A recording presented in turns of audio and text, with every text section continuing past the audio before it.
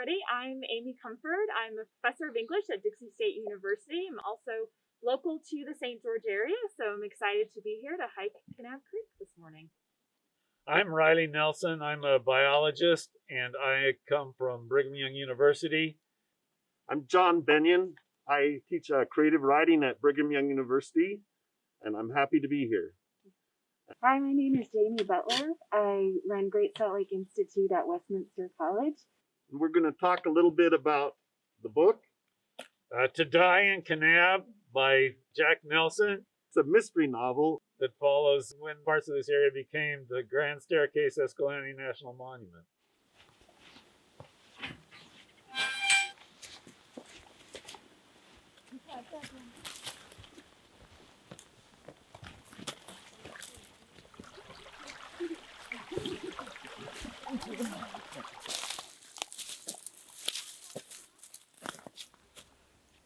Here we are on Kanab Creek. We've been bushwhacking a bit through some willows, and we're looking at the main heavy rock you see there is Navajo sandstone. We're at the edge of the Navajo sandstone sitting on the Kayenta. The novel that we've been talking a little bit about, To Die in Kanab by Jack Nelson. Just as in the book, there's a tension between the local people of Kanab and tourists and environmentalists who look at the land aesthetically rather than for hunting and cattle. Even today, there's still those tensions in this area, and an ideal setting for a mystery novel. One of the things that's kind of interesting, just as we're sitting here on a chunk of windblown sand, and the dominant sagebrush here is a thing called old man sage.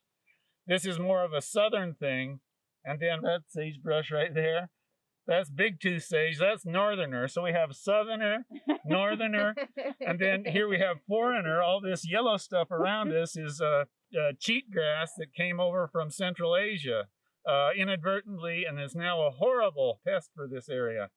And as you look at the ground where we're standing, most of the footprints you see are the footprints of cattle. We have this same sort of mixing. All of this is happening in the natural world right here too.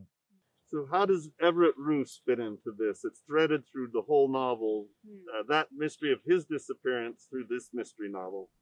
This person who was so interested in this desert country and loved it and felt at home here, I think really is how a lot of us feel when we encounter this landscape. So I think it captures the reason why people are drawn here. So many people come here. Of course there are tourists here because it's so beautiful.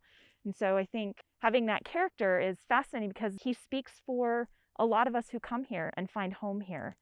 He could easily go, and it was this crazy kid from Los Angeles, a foreigner, if you will, a cheatgrass. He could go up and go talk to the sheep herders sitting around their fire, and they could share their beans or whatever with him.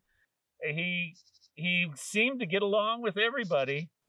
And at the same time, he's an example of someone who wandered out into the middle of it and got killed, and died somehow. Absolutely.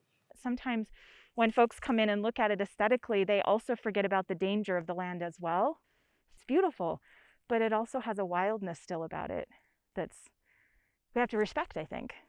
You know, we're part of this whole community of plants and animals and water and all of the things that go into that. And I wish that we as humans could see ourselves more as part of that ecological community.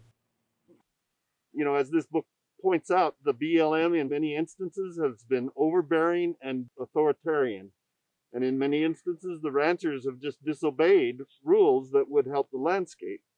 But those tensions that are natural between different kinds of sagebrush, different animals, in survival mode against each other, but it's all a huge community that's very diverse but fits together in an ecologically positive manner. So there is hope using the natural world as us part of it, that we might be able to go into the future with more appreciation for diversity and community. Even though there may be varying opinions, listening carefully to those opinions and it can be made into sense, when sometimes it sounds like all we're hearing is nonsense. I agree with you. I feel like right now it's even hard to have a conversation, with my family about some of these ideas. And I think the key word that you just said right there is listening. Listening to nature, listening to each other, listening.